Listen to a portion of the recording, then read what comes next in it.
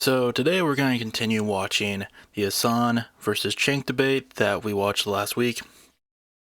And I'm hoping to kind of finish it off within this weekend and just kind of get all the recordings done. But we're just going to watch the second part of it. And then in the upcoming days, we're going to watch the rest of it. But I just want to kind of finish it off. There hasn't been a lot of big news stories.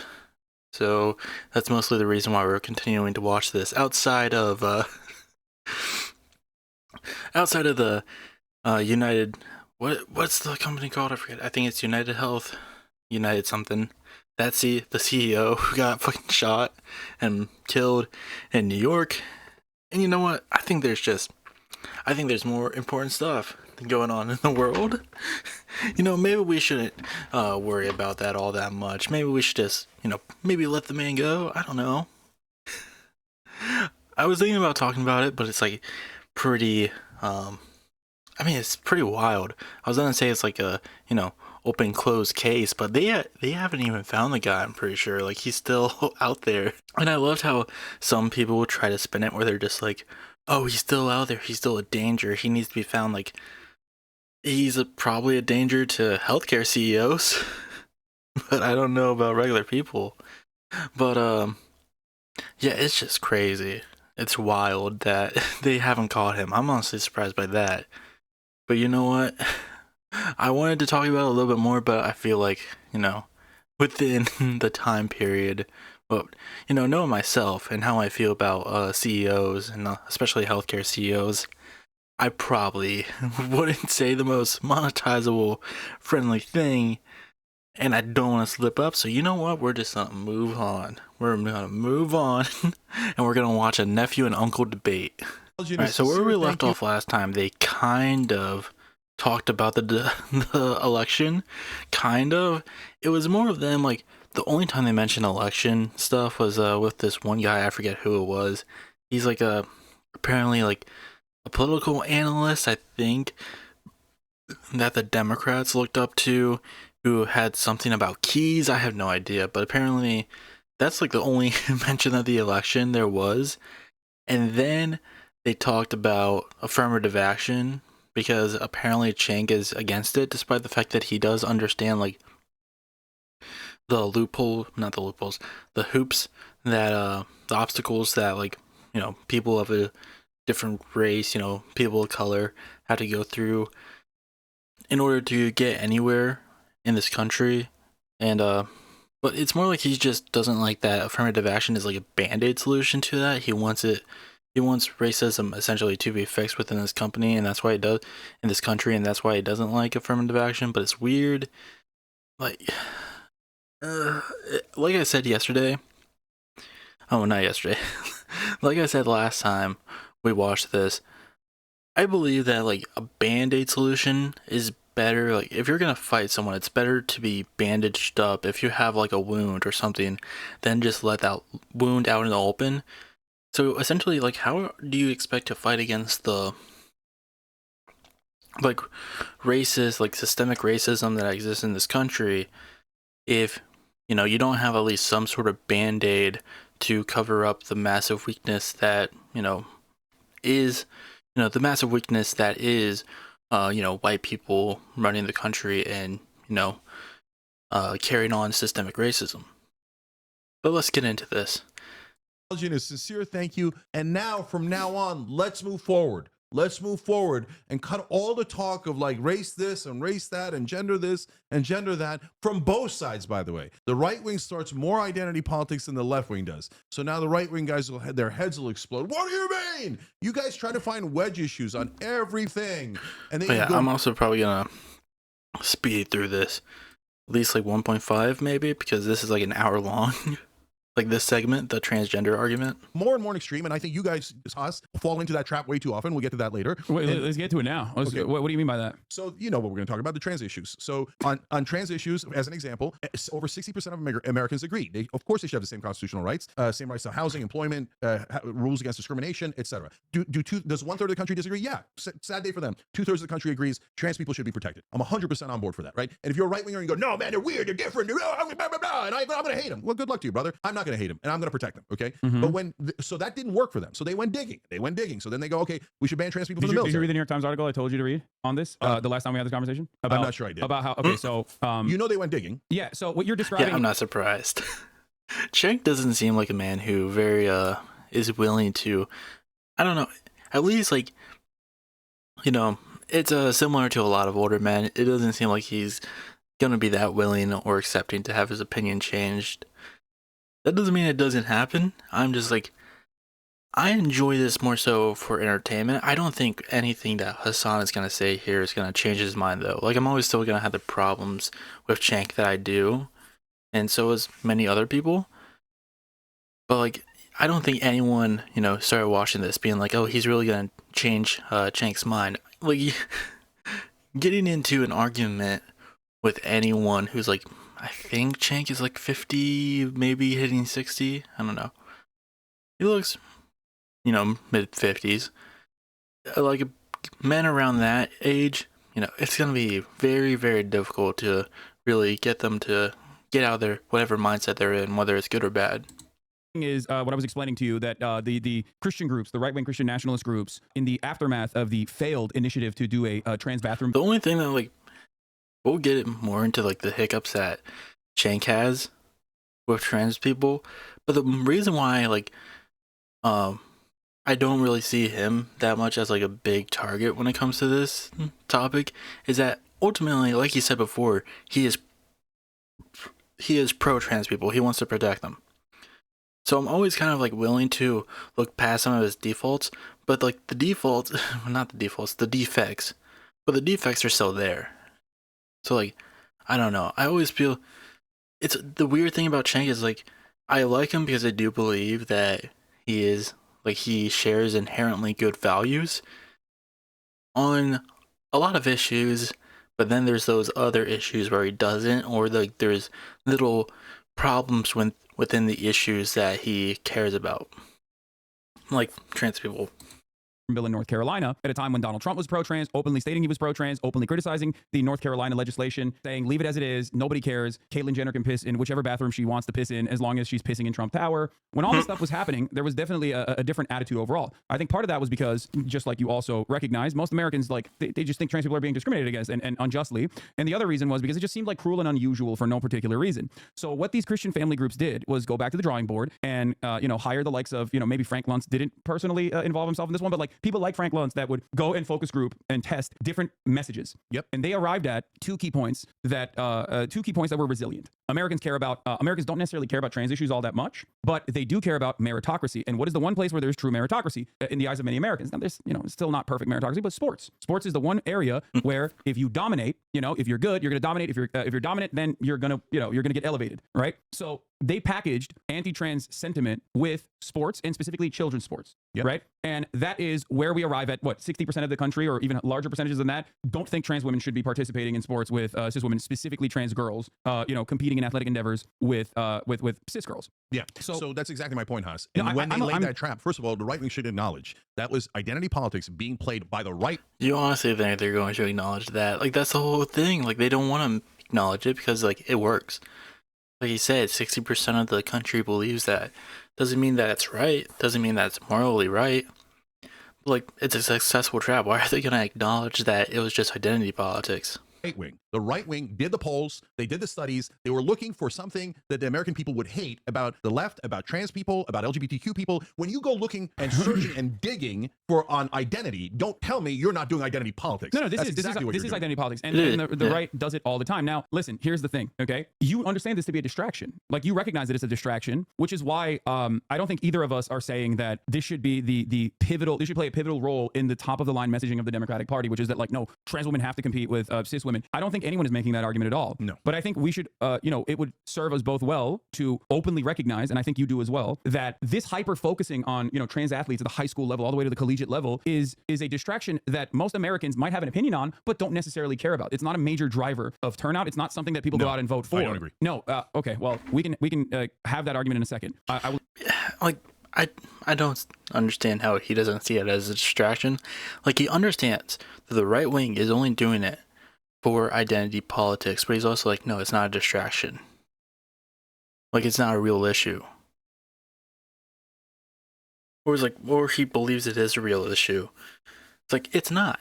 It's this hyper focusing of this one specific thing that only affects like a handful of people, but it's still harmful. But it's like a handful of people, and the right wing is trying to blow it up as this big thing. If you don't, really like it's a tough one because obviously it causes harm to people, and that sucks. And you like, as someone on the left, you would want to fight back against that, but you need to recognize that it's inherently a distraction from the bigger issues at play. So it's like, do you combat that in order to, downplay the sentiment of it? Or do you, skip past it and try to figure out the bigger issues that might get people more on your side? I don't know. That's the thing, like I was, like they're very wrong, even in terms of how they try to frame it. Like they always make it seem like trans women dominate cis women's sports or something like that, but they don't really. Like there was that one trans swimmer, I think it was Riley Gaines. Not she wasn't a trans swimmer, but like I believe her name is Riley Gaines. She lost against a trans woman in swimming and then made an entire political career out of it. But the trans woman, like, she didn't win. She wasn't first. I think she was like fourth, and Riley Gaines was like fifth. So like, yeah, a trans person beat her, but she also lost to 3 other cis women. So it's like, it's this hyper focusing on this like niche group, this like very, it's a small group within a small group within a small group, because it's like, it's trans people as a whole, and it's trans women, then it's trans women athletes. It's like this hyper specific group that's being targeted with this like anti-trans narrative, and it's just weird. It's a distraction. Like it's just trying to relate to some topics that the everyday person might care about, because like the average person probably likes sports, but they probably don't care about women's sports. Most of them don't. I mean, even right wingers have inherently said that they don't care about women's sports. Like they went mask off and was like, yeah, we don't really care about women's sports. We just don't like trans people. I will explain to you why I don't think it's a real issue. Part of the reason why is that it's just simply not a real issue because do you know the number of trans athletes nationally? So I know that under the collegiate level? No, it's microscopic. It's That's 40. one. The number is 40. Yeah, and so like 20 states, 20 red states passed a law against transgender girls participating in high school sports, and they couldn't name one transgender girl in their state that participated in high school sports. Yes. So that's exactly my point. We start with agreement. Even Spencer Cox vetoed the bill in Utah originally, and he actually wrote like a pretty compelling argument as to why he was vetoing it. And governors like Andy Bashar have actually won by higher margins after openly defending trans people in the past in a state like Kentucky, for example. So look, we start with a point of agreement, which is that the right wing uses a wedge issue to drive a wedge between us. They go looking for it, and they do it based on identity politics. Okay. So we totally agree on that. We totally agree that it's a microscopic issue that affects almost no one in the country. Okay. So when we don't have paid family, we don't have health care for everyone. This is bullshit. I don't even think that's true. I don't even disagree on how to react to it. It does actually impact a lot of cis women. There's more cis women than there are trans women, and there are a lot of young girls that this could technically impact, because now you have bills like the one in Ohio, the penis inspection bills, like the one that they have in Ohio, where like one of the parents from the opposing team could be like, that's a trans girl actually, and then they have to literally go and traumatize this like young girl who in many instances is not. Statistically, it is highly unlikely that person is trans to begin with. So yeah, I think there's only like 6. I think there's only like in Ohio. I think there's only like 6 trans athletes, like 6 trans female athletes. Like it's weird. It ends up harming cis women even more than it ends up harming trans women. So that's, look, I said this exact same point on trigonometry, and their audience hated it. But this is the reality. The reason I make a distinction between high school and professional sports is because in high school, what you're saying is, like Ohio, if I really want to institute this, even though it affects almost no trans or cis girls if in the world, in Ohio as it is, like, but if I go to implement it, now I got to check everybody's genitals, and there's got to be a genital checker, right? And let me guess, tons of Republican older men are going to volunteer to check the genitals of our high school kids. Well, and I hate it. I don't want it. It's like a groomer pervert factory, and they're going to probably put Jim Jordan in charge of it. No, okay? But when you get to the professional level, you get to the Olympic level, you guys make a giant mistake. You fall right into their trap. And you go, oh, yeah, sure, they should be able to compete. Why shouldn't they? If you think trans women are women, then why do you care all that much? Like, this is a weird hiccup. Like, this isn't an issue if you think trans women are women. Like, why do you care? That's not falling into their trap. That's, if anything, that is totally disregarding the trap. That's not falling for it. You're falling for it because you want to make this distinction between high school and professional. It's weird. The overwhelming majority of the American people do not agree with you. You should let the Olympics and the professional sports decide it on their own. It is not a constitutional right. They have no so-called right to participate in the WNBA. I don't have a right to participate in the NBA. So number one, I don't agree when you go to those extremes. And number two, does it affect elections? Well, we had an overwhelming answer to that in the Trump-Harris contest, because Donald Trump ran. Do you think? Oh my God, he's gonna mention the she is for they them and he's for you bullshit that fucking Democrats try to make a big thing out of, like it actually affected the election. Try to put the finger of blame towards trans people. And the anti-trans ad, which was not about hating trans people, although of course it was perceived as such by a lot of people. And so, but what it was saying, hey, you guys are giving free surgery to undocumented immigrants who are detainees who are trans. It's too much. It's too, and I agree, it is too much. 98% of Americans agree it is too much, right? So instead of saying, oh no, that you guys are right, that's too much.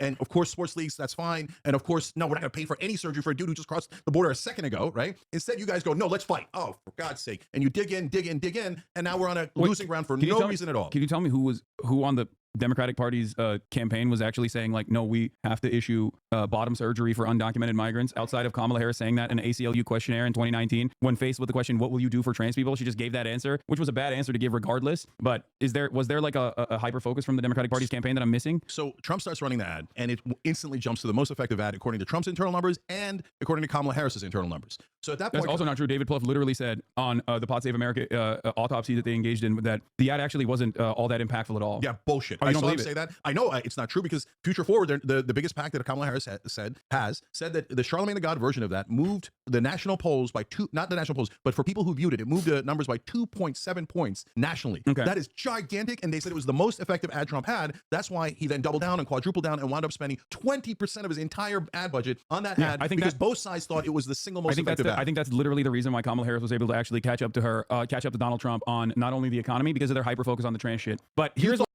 All right.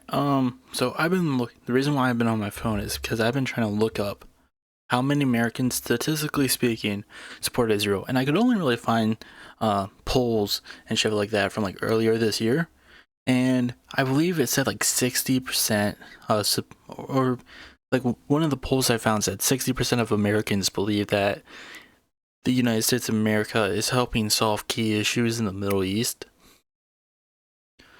And like, I don't know, there's like, most of those polls probably went down or are changed within like the last, half a year or so. Again, they were like from over half a year ago. So I don't know, but like, say we went back to then, where 60% said what the US is doing in the Middle East is good. Does that make it morally right? Just because a lot of people favor one thing does not make it morally right. Now, obviously, we kind of live in a democracy. So, if a majority of people want stuff, then they'll get that. But that doesn't make majority right. There were probably a lot of Germans, who liked Hitler during the 40s, like during the early 40s, that didn't make the Nazis morally right. Just because a lot of people like something doesn't make it morally right. Thought that helped Kamala Harris? No, I don't. I think that this kind of hyper focus on a marginalized group is not moving people to go out and vote in any meaningful capacity, for some of the reasons that you also mentioned, but also because most people don't know who the trans people are. They've never met a trans person. They don't give a shit. They just care about the economy. And when you're hyper focusing on just like, trans people and like dominating trans people or some shit, even if it's something that they agree with, they're like, after a certain point, there is outrage fatigue. And I think on the trans issue, we like consultants and people who are hyper focused on the media care far more about the effectiveness of ads like that than the actual Americans that went out and voted. And you saw Except this reality. they won. No, I know, but okay. So I mean, what? like, it's so that doesn't mean that it's because of the trans issue, though. They won probably based off more so of the, problems with the economy, because the Democratic Party didn't have a lot of,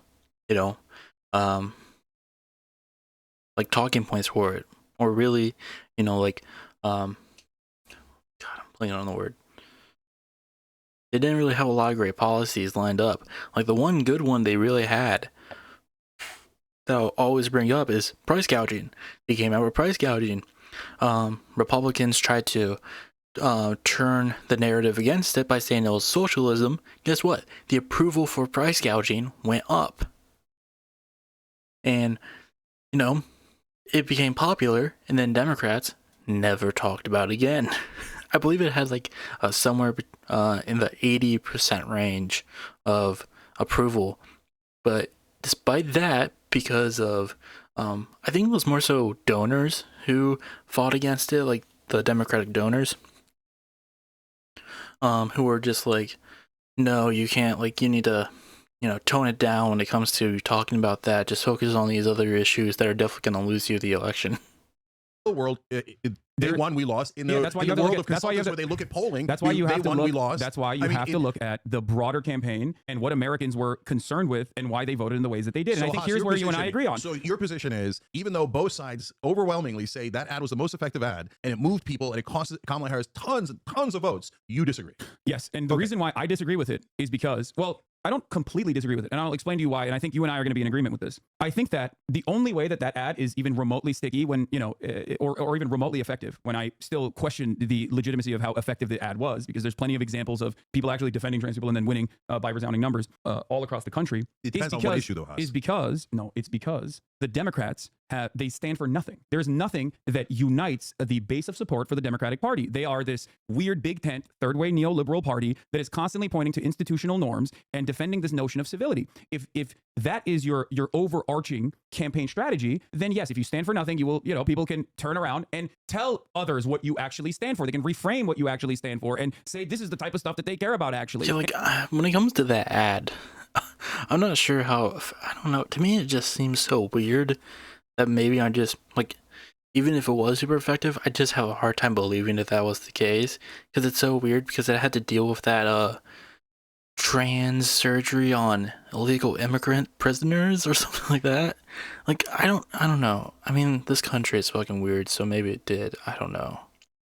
But yeah, like, even like, yeah, the data might show that it moved a lot of people, but a lot of like exit polls and, you know, a lot of polling show that the economy was the big factor into it.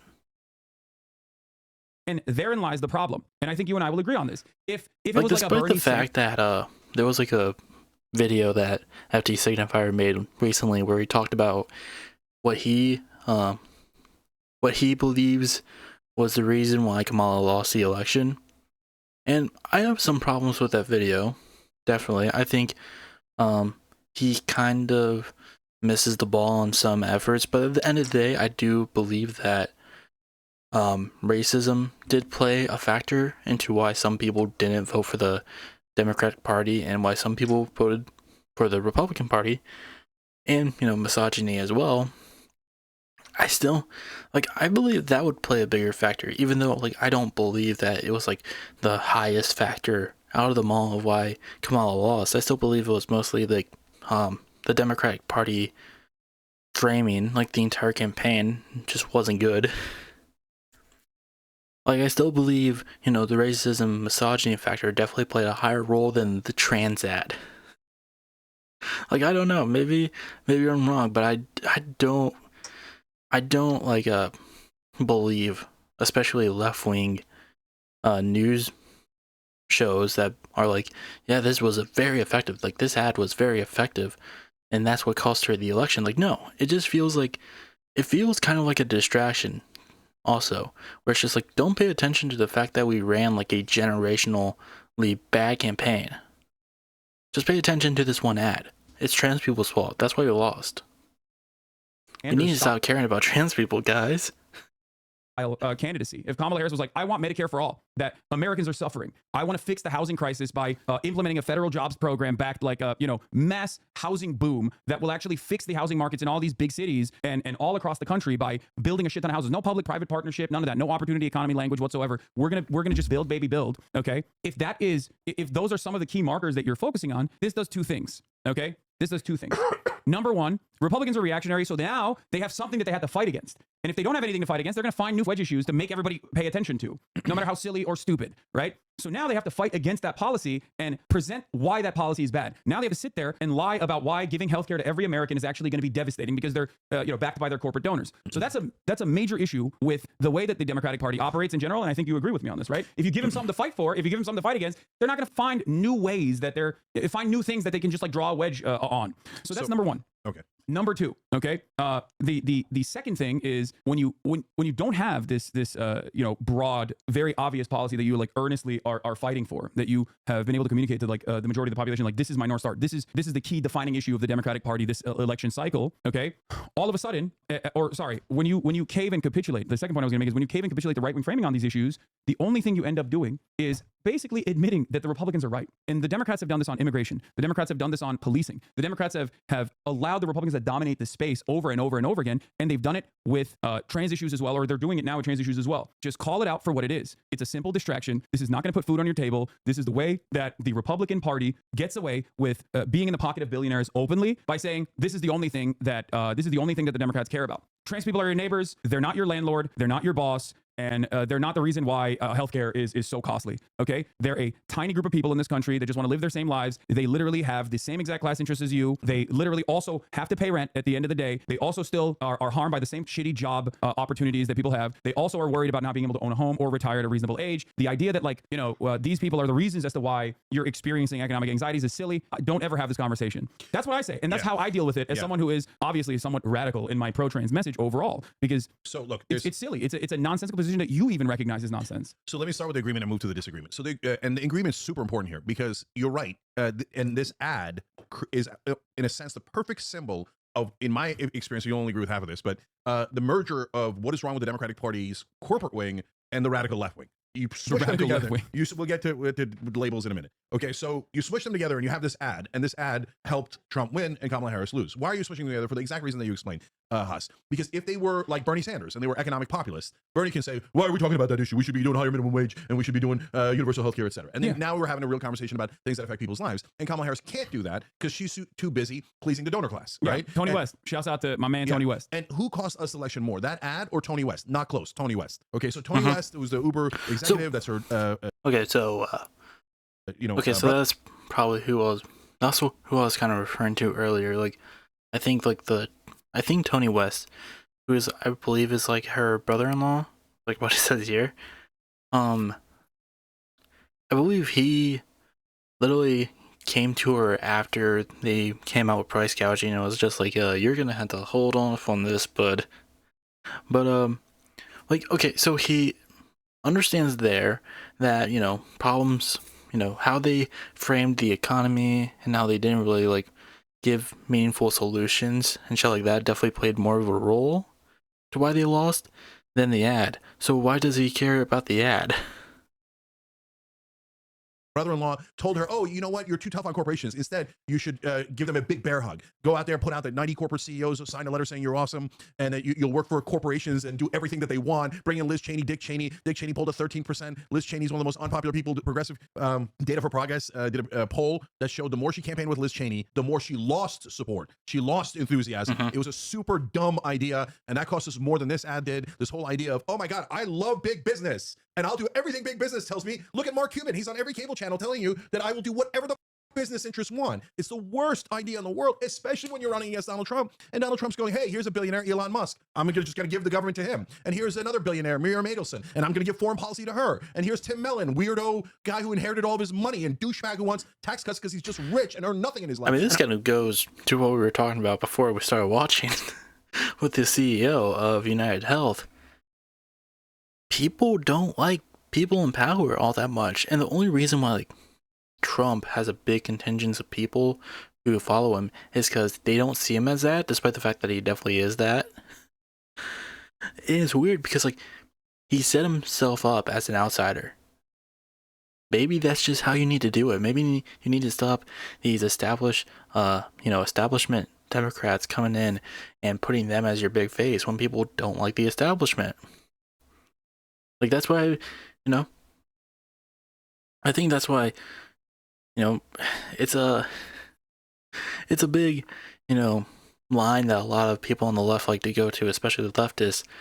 No, Bernie would have won in 2016. If he was the primary Democratic candidate, they would have won. Because because you're running with, like, especially 2016, like, they're running with Hillary, who is like establishment as you could be, has a lot of, like, dirt on her, has a lot of, like, from her past that people did not look kindly to. And you're putting her against this outsider who was gaining momentum as he went on because people didn't care for the establishment. But if you put Bernie there, who, well, participating in the establishment a bit, also was more of an outsider. Or at least definitely portrayed himself as much. I like Bernie. He can sometimes be a little too establishment in some areas, like when it came to his early stances on Israel-Palestine. But then again, like, he's still way more progressive than a lot of people in, the government now. At least, like, the top tier government. But I don't know. I think he definitely would have won, even in 2020 as well. But it's just one of those things where it's just like the Democratic Party just needs to get it through their heads that people don't really like them. They don't care for the establishment part of it.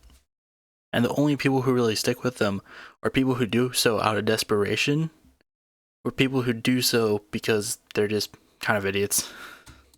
And I'm going to give them tax cuts for the rich, right? But they never make that case because they're corporate douchebags. Kamala Harris, Joe Biden, Hillary Clinton, all of Democratic leadership. And so these guys are never going to win another general election. The American people hate them. They should hate them, okay?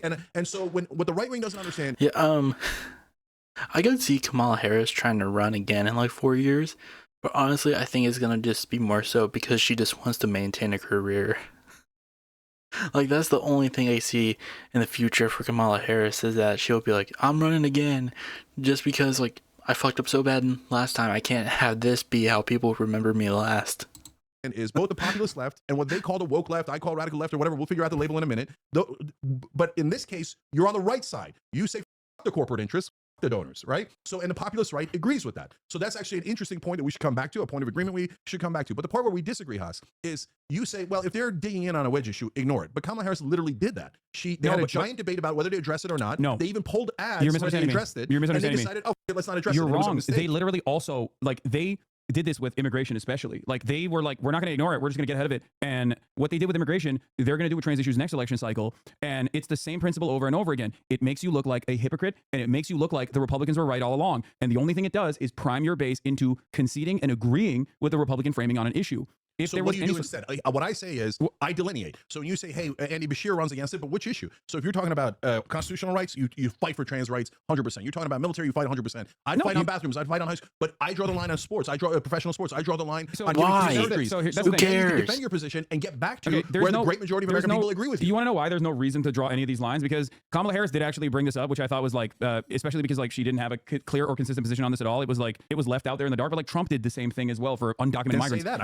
It's just like it's a thing that nobody gives a shit about until people are primed into caring about it. That's my point. It's been happening for a very long time for prisoners that want to get this component of healthcare, and nobody technically gives a shit about it. It's already like a incredibly tiny, minuscule, marginal percentage. So it doesn't matter. Like it ultimately doesn't matter. I'm saying if the Democrats had something to, if Democrats had, but it didn't, and I'll get to that in a second. If Democrats had something that they were fighting for, nobody would give a shit about this. That's the point. Yeah, but you brought up Bernie Sanders, and you said, oh, healthcare, universal healthcare. Bernie Sanders has also said trans rights are human rights. Like, you know what I mean? It's not like, but that's the difference between 2016 and 2020. It's not like Bernie Sanders. It's not like Bernie Sanders himself is saying like, yeah, trans people, we got to cut them out of this bargain. Trans people, you guys are just making that up. No, but when you frame it that way, you get the all these crazy Republicans people are online. saying that. Republicans are saying that. No, I know, but we're not saying that. No, you get all these crazy people online who are like, oh my God, if you don't agree to free surgeries for every trans person on planet Earth, you're a Nazi. Well, you know those people exist, and those people. Okay. That is the radical left. Oh my God. And they do cost us elections. No, you're hyper focusing, and I've had this conversation privately with you many times over. You are hyper focusing on people that are in your replies on Twitter, and because that's all you radical left because bullshit, all you interact, stupid dumbasses. Do you agree? There are a million people that are both in your replies that have also gotten mad at me as well, time and time again, on specific issues, maybe ones that even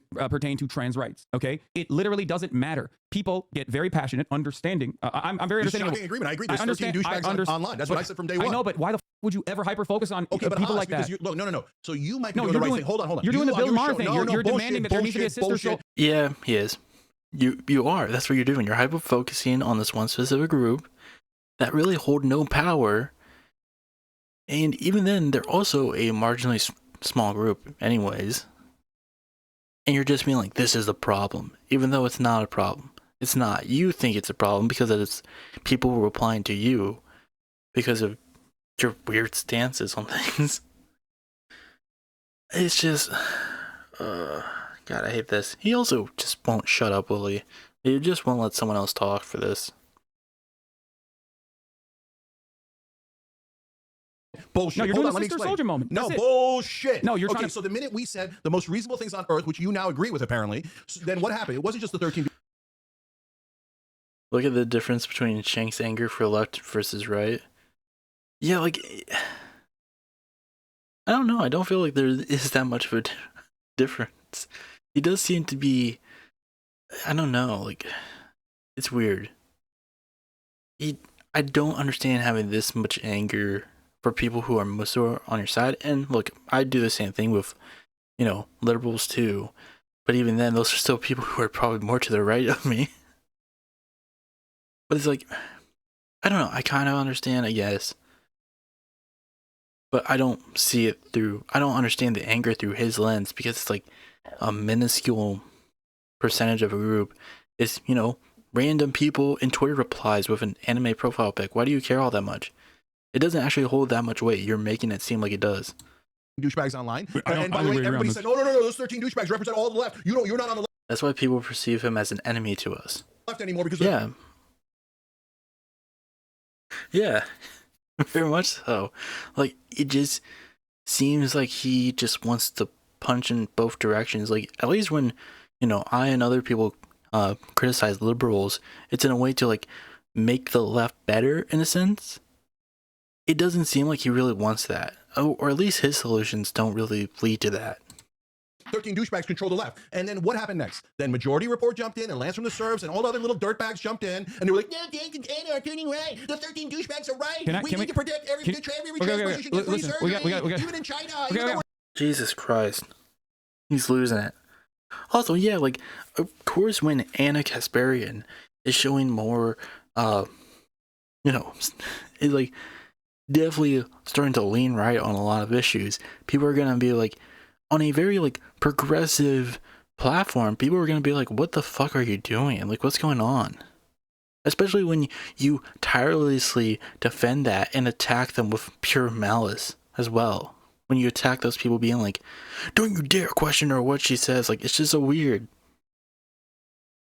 We have nothing to do with China. We hate them. They're Nazis. Okay. I mean, I'm 100% right. Every dirtbag show did it. Every down. dirtbag show did it. Tell me I'm wrong. This is reframing an issue that is now we've moved away from the electoral consequences of a trans ad to your own personal anger and frustration that you have with left-wing media online. Yeah. We are so do you agree left-wing media online? We are those 11. Guys Yeah, it's just, this has nothing to do with trans rights anymore. It just comes to your grievances with other people. So maybe that's why he believes, like, how effective the trans ad was, because, like, to him, it makes sense in his own personal bubble that, trans issues are such a big problem because everyone likes to go after him for his wrong opinions. So he's just like, oh, well,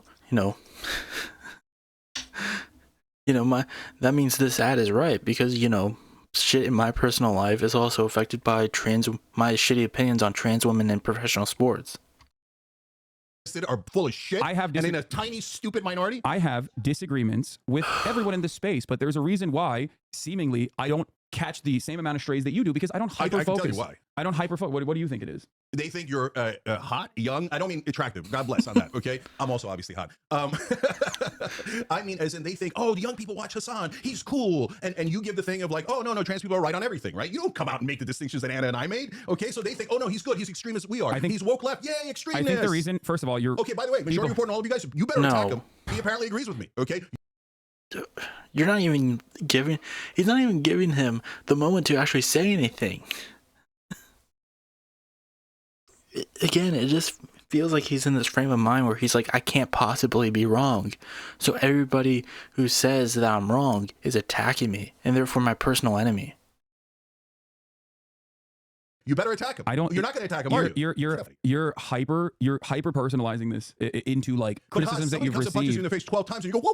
Why are you hyper personalizing it? Because Just because I called you a Nazi, now it's personal to you? Because myself, you, Majority Report. But I never changed my policy. All I of never this, changed my all policy. of this is inconsequential in the grand scheme of things. And whenever there's like drama, for example, I've been getting attacked mercilessly by my former podcast co-host that has been actively trying to deplatform me for the past 2 months because he thinks that, or he's claiming that I am creating a space that is anti-Semitic. The way I've dealt with that, for the most part, is by just actively ignoring it leading up to the election because I was like, this is some silly nonsense. And in the aftermath, I covered some of the broader points and I've moved on. If you extend the conflict that way, instead of trying to find a reasonable middle ground and even show humility even show humility instead of saying I'm right, there's never going to be any sort of real solidarity. Show humility, you a bunch of idiots who are wrong. Because I like, what does humility mean? Like, oh, maybe you're right about your dumb opinion that's going to cost us this election. Okay. Maybe you're right about your dumb opinion that gets the majority of the country to hate us when our he's very humble, isn't he?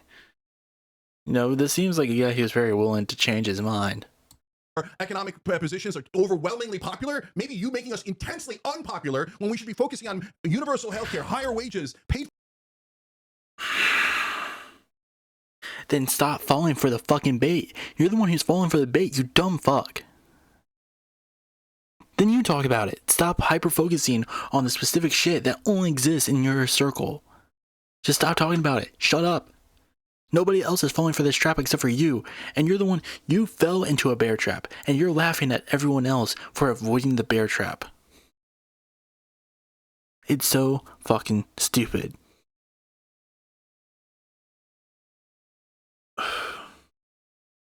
Family leave, but you idiots hate policy. All you want is identity politic bullshit, and you think that drives ratings, and you want me to show humility to those Yeah, fucking Majority Report hates policies. morons? None. Zero. Let's have a meta conversation really quickly about the ways in which branding works online. I am of this mindset that every single person is far too busy and far too self-involved to pay attention to the more nuanced conversations that others are having on any particular issue.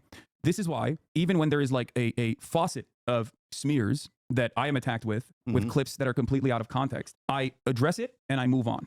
Okay, I address it and I move on, and I come at this conversation with an understanding that most people are not fully aware of what my analysis is on any particular matter. This has happened in the past with, me purchasing a house where people have made a big deal about it. It's okay. And I, at that same, like even back then I said, look, people are angry. People are frustrated with their position in society. People are frustrated with the lack of opportunity. And in that process, when they see a rich asshole like myself, buy a house, they're going to get mad at me. And there's a healthy amount of anger towards wealthy people there that I agree with as well. I think that they're misdirecting their anger at the wrong person. But ultimately, I move on. If I spend every waking moment covering, the anger that I'm receiving, and if I spend every waking moment covering like things that are out of context, then I'm not going to be able to, I'm just going to be that. I'm going to be the person who's responding to drama all the time when I feel like there are far larger, more consequential issues at play. Now, let me take the other side on the meta conversation. Hyperfixating on not only a very small sliver of society that is, in your honest opinion, has been openly targeted as like the major reason as to why people are angry, is offering legitimacy to the right-wing position. I think there's a more effective way of communicating that, and it's something that I do on a regular basis, which is, this is a simple distraction. You don't care about this, and the people that do hyperfixate on this are weird and gross. Leave people alone. Let people live. These people are your neighbors, and they and yourself are more aligned on class issues in more meaningful ways than you think. Stop hating on people that you don't understand. Mind your own damn business. Tim Walz does a fantastic job with this, and Andy Bashar has done a fantastic job with this. They're both very popular governors that you like as well. But that's literally my position. All right, so listen. But the reason why people don't think that that's your position is because people see the clips. People see clips out of context. I know, but what do? They see clips on douchebag shows who are purposely misrepresenting our position and pretending that we're against all trans rights. So, so that your position to that is surrender, okay? And just don't stop talking about it. Stop. Just stop. Just stop.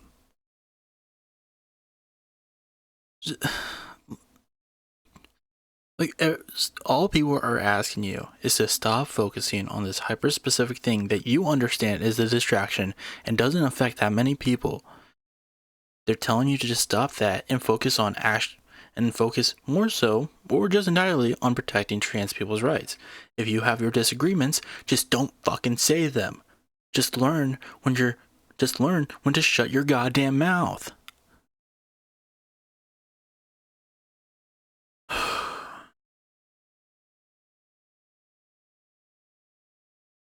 It's so disappointing.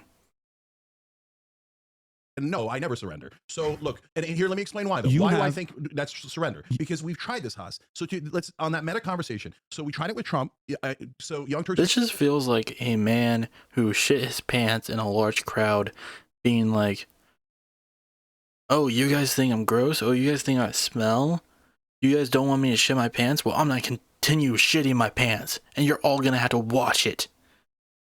And if you say something bad while I shit myself in front of all of you, then you're the problem. Viewers will remember in the beginning when he first started running in 2015, I thought he was so illegitimate that he was doing it as a con, which by the way turned out to be wrong. Who? Trump. Oh. And we blurred out his face.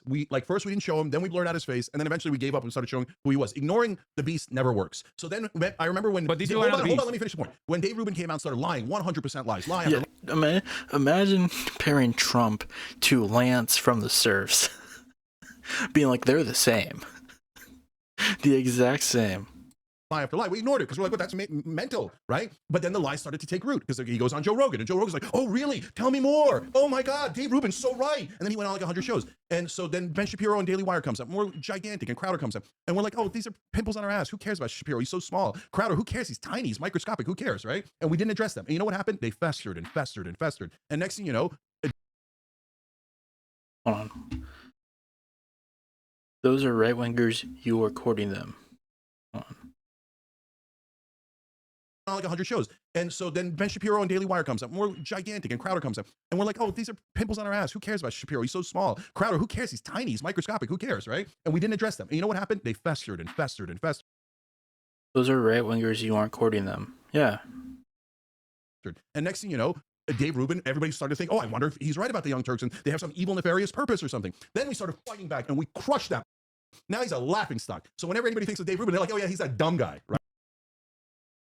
Again, just very hyper-specific. Yeah, but that's not because of you. That's also because of Majority Report, ironically. And people like myself. I know. When we fight back, everybody hurts. No, the point is, it's not. And it's not just it's you. Never us. We never get any the reason credit. why the reason why I'm bringing up Majority Report and myself in this process is because, like, ultimately, right? We are all aligned on virtually every single issue. So in many respects, you feel chastised individually. You feel like you've been outcast by the left or whatever, like the media representation of the left They're not is. the left. I'm the left. Okay. No, 100%. Jesus Christ. Yeah, like when people think of the left, they think of the Young Turks. It feels so fucking egotistical. It's just weird. Okay, you agree with that. Okay. Like, if anything, his nephew is more of a representation of the left if we're gonna bring in numbers, and I know he's not doing that, but it's weird to kind of just be this, online left-wing news show that most people probably wouldn't think that much about if you just said, what's a left-leaning news show? Or a left-leaning, what's the representation of the left? Their first answer probably isn't going to be the Young Turks, let's be honest. I don't know. Please just listen. No, because we have to. But you're not the singular the force. Idiots are making everyone think they are the left. They're like, we're the left, we're the real left. Okay, No, we they're are super not. extreme. Oh my god. You know what I've never heard Sam Cedar ever say? I am the left. You know what I've never heard Lance say? I'm the left. Hasan's never said it. Emma Vigeland's never said it. Nobody actively says we are the left. He has. He literally just said it. I don't know if he was trolling, but you did. Just look at his face. We want free surgeries for every criminal. Yes, we're the left. And Nazi. And Haas, what happens? People think they He's are the losing left. his goddamn mind. You're right, Cenk. Those are the extreme idiot left. I don't and think you that are the they're left, and I'm okay. No, I don't think those are the extreme idiot left. I think it's time for him to hang it up. Maybe you need to start looking at retirement homes. I think that there is going to be a diversity of thought in any issue that people have, and it's a matter of who you make your enemies in the finite amount of time that we have on the space, the finite amount of time that we have, living on planet Earth. It's about the economy of time and utilizing it appropriately. I don't spend any time. I do not spend any time. Let him attack you and sit there and don't correct anything. Let all the lies fester. Okay, yes. wait, you didn't let me finish. So Dave Rubin, now he's a laughingstock. Then Jimmy Dore comes in because Dave Rubin is a right winger. Yeah. Majority Report is not. So you're saying you are in agreement with the Majority Report. Hold on. Let me finish the thought. So on Jimmy Dore, he comes in and goes, oh, they're paid by this is one long thought though. If you can't finish it off. So we let it fester. Finally, we're like, get this out of here. And we tell the people truth and we crush him. Now he's a joke on the internet, right? So we go on. And anytime we don't fight, it festers. Anytime we do fight, we crush them and we move the on. And nobody thinks Jimmy Dore's the left anymore. Nobody thinks Dave Rubin's the left anymore. And so now these guys come and attack us going, yeah, we're the real left, we're the real left. And you're saying, no, don't crush them. Just let them fester and people pretend that they're the real left. No, we don't do that. So if you're going to say stupid shit and you're going to try to punch us in the face, we're going to punch you back, not on our behalf, on behalf of Democratic voters who you are lying about. The Democratic voters do not agree with you. They agree with us. So sad day for you. And I'm not going to let you lie and pretend that the Democratic voters are on your side because you're a liar and they're not on your side. Do you agree that the Democratic voters are on my side? I don't care what the Democratic voters are on, whichever side they're on Jesus right now. Christ. We've lost the plot, okay? No. We've completely lost the plot because this was supposed to be about trans rights, and now it's just about his fucking problems with these left-wing YouTube channels. It became trans rights and then just became to my grievances. Like, my grievances. This is the people who I hate, and they're the problem. I'm not the problem. Don't you see how calm and collective I am? I can't be the problem. I am the left.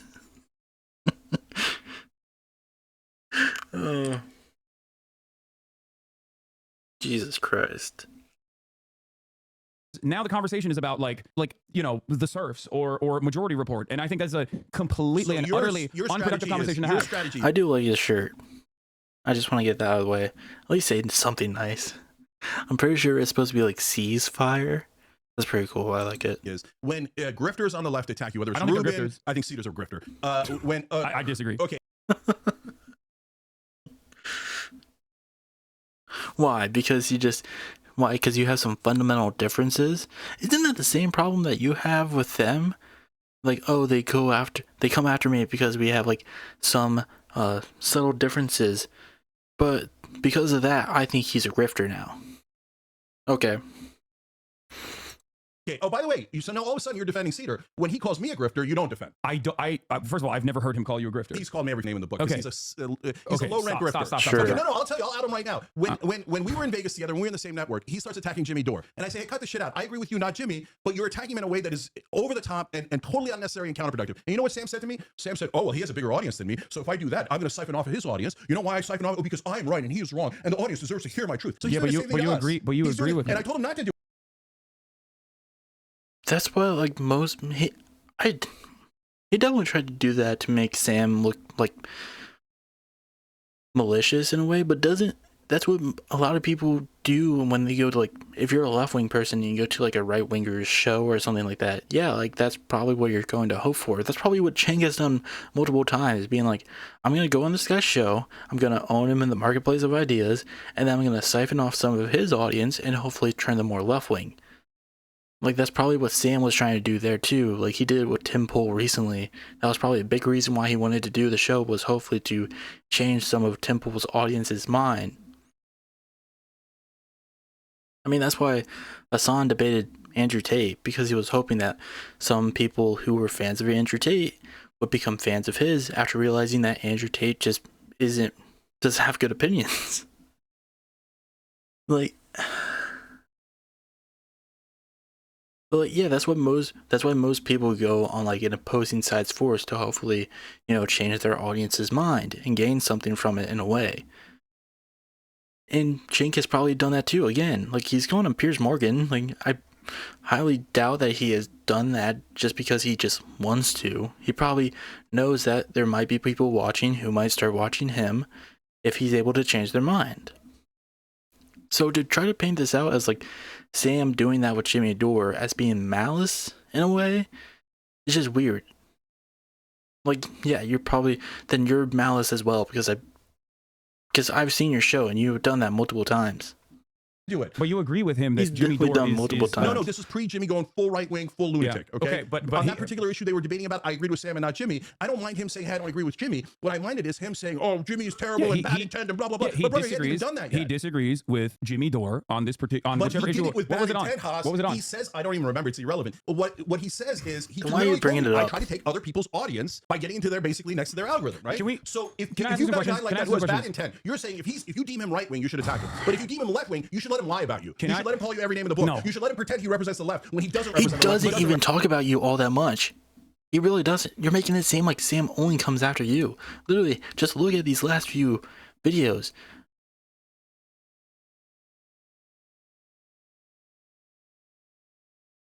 Like, let's just look at these. Let's look at his most viewed. I bet you're not even in them. Most viewed, nothing. Nothing. Nothing, because nobody cares. Even more nothing if we go back to his latest videos. You do not show up.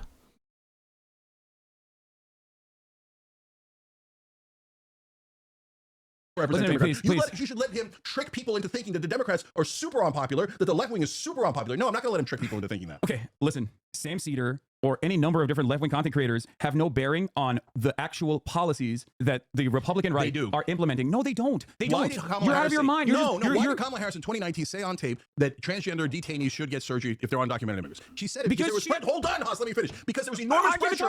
There was enormous pressure from the radical left to say, oh yeah, no, you got to be pro-transgender detainee immigrant surgery. You have to, otherwise you're not left enough. And she said, yeah, Cenk has not been able to talk that much. God, Hasan, be more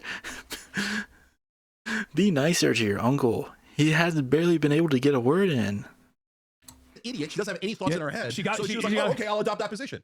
And it was because of the extreme left that she adopted that position. Because she's an empty vessel. You are literally attributing the consistent thing that you also agree that Kamala Harris is a bad politician with bad instincts and did not have a good way to communicate what she would have done differently for trans people, okay, to Majority Report and any number of different like extreme leftist outlets that literally get a fraction of the views that I get in this regard. Like, no disrespect to them, but like all of us combined do not have the same motion. You're talking about the special interest groups. You never fight them, so nobody knows. Everybody thinks you're extreme left. Everybody thinks that you're the woke left extraordinaire, right? So like, and why do they think that? Apparently you don't agree, but they think that because you don't actually ever fight on this issue. You don't delineate. The reality is the way that people are presented by others ends up changing the perception that they have in the minds of a lot of people that are not, they're simply just not paying attention. I come at it from a much more understanding point of view, and I understand that there is a large tent of people with a diversity of different opinions, and there are moments where I will yell at a chatter, but outside of that, in terms of the finite amount of time we have spending, I find it more productive to spend it focusing on the actual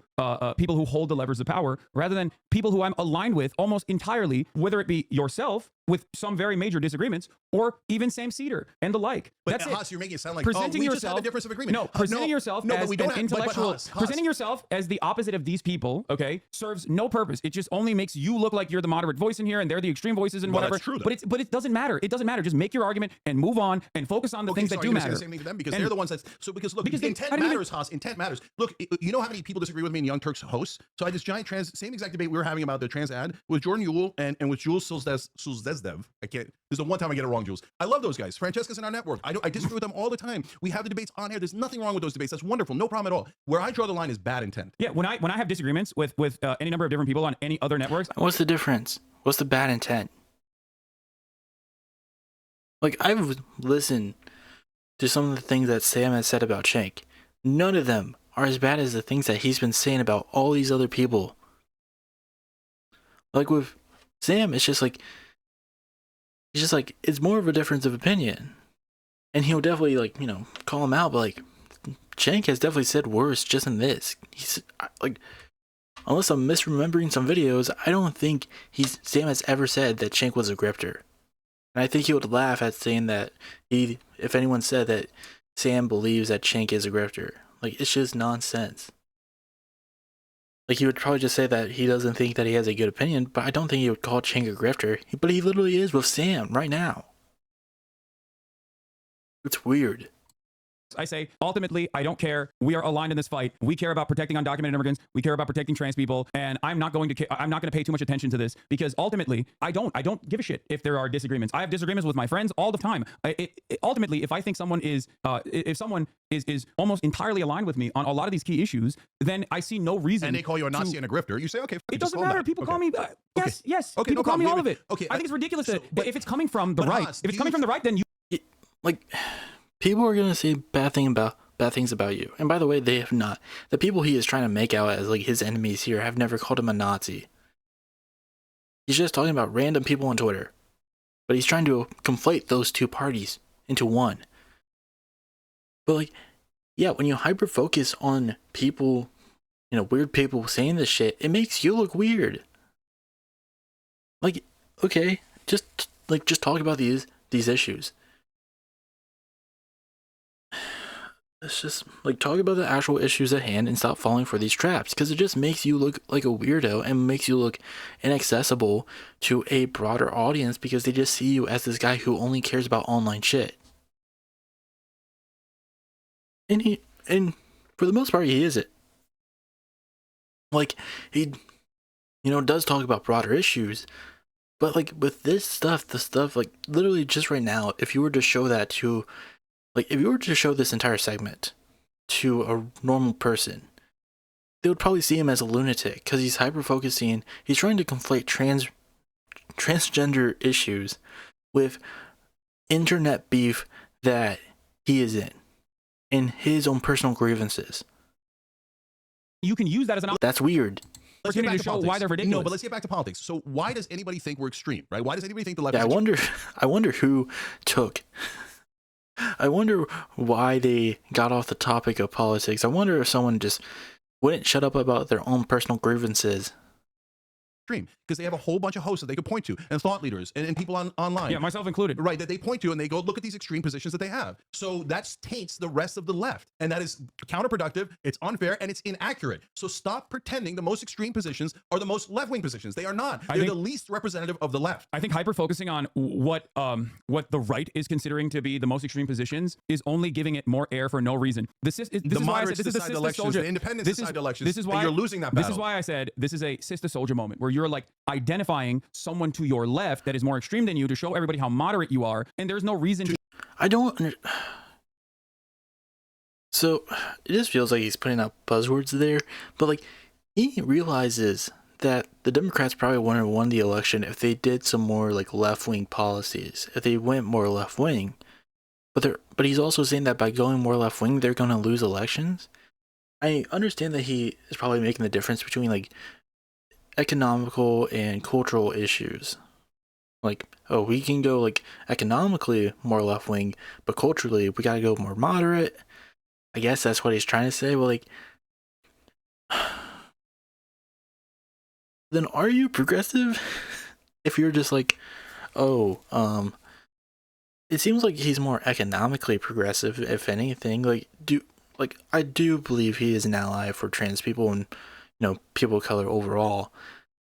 But when he, says affirmative action shouldn't be around, despite the fact that there's still many cases of, systemic racism around, and it's probably better to have that band-aid solution for now while we actually work towards progress.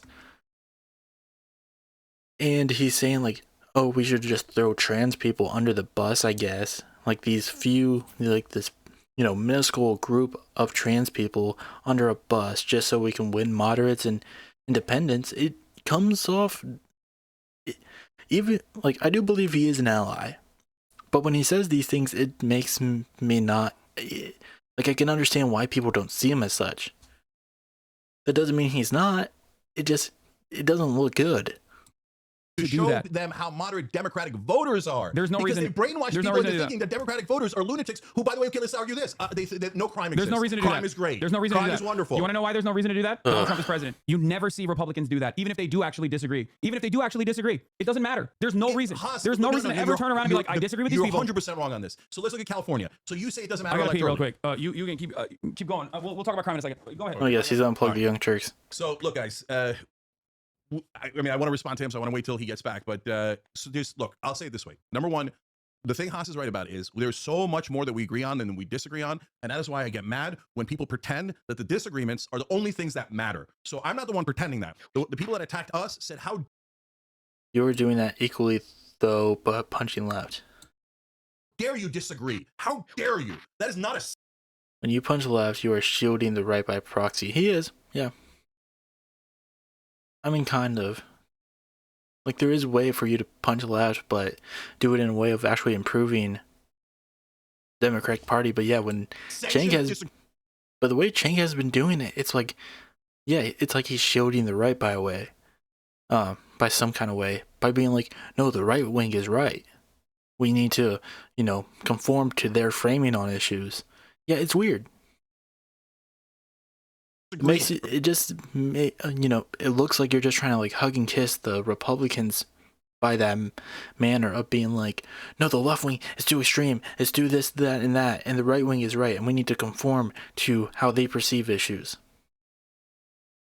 It's just weird. Like, even if I disagree with liberals and critique them, say things about them, I still don't respect the right wing. Like, if anything, the reason why I and other leftists get mad at liberals is because they conform to a lot of the right-wing sentiment. Okay, so now you have to But with Cenk, it doesn't seem like that. If anything, he's like, no, we had to agree more with right-wingers.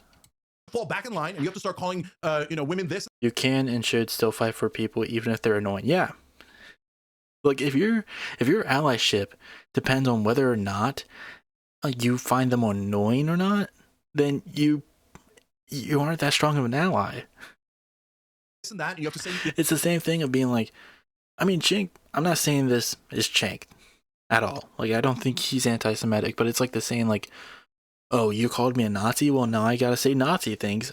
I don't think Cenk isn't that sort of person. And I don't even think that he's like that with trans people. Like, it's not, just because people disagree on his take between, trans people playing sports, he's not turning around and being like, oh, trans women aren't women. Like, he still he still wants to protect trans people.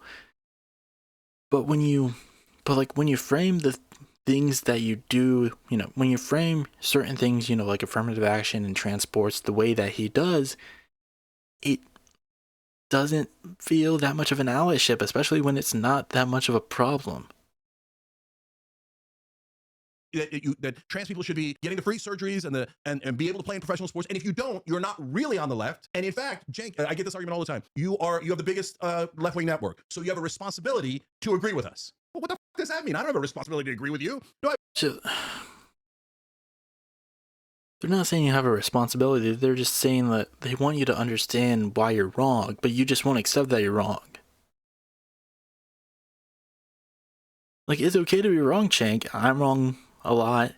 Other people are wrong a lot. Hasan always, we'll talk about the times that he was wrong, like with Ukraine and Russia, and he'll live up to that. It doesn't seem like you're really living up to your wrongs. If anything, you're just like, oh, I was wrong. Well, that means everyone else was wrong. There's no way I could be wrong. I'm Shaky Gurga. I represent my audience. I have responsibility to represent. I'm Shaky Gurga. I can't be wrong. And represent Democrats in an accurate way. I don't have a responsibility to take the most extreme positions because somebody decided that they, having not voted on it at all, representing the most tiny sliver of Democratic voters, says no, that is the left-wing position. Well, when you say that and you shut off debate, well, then you're doing a massive disservice to the left, not to the right. So look, at any time you go on Young Turks, you'll see disagreement all the time. There's nothing wrong with disagreement. There's something wrong with saying that if you don't have the most extreme position, that you're not really on the left and you're a right-wing grifter and blah, blah, blah, blah, blah. So let's do crime. Did crime have, you and I had a huge debate about it, and you thought it's not going to affect elections. Okay. And obviously. Okay, so they're getting into crime. That's the next part. We're probably going to leave it off here so I can get some other stuff done, and we'll come back to this tomorrow. It's all for an hour. We'll leave this off here.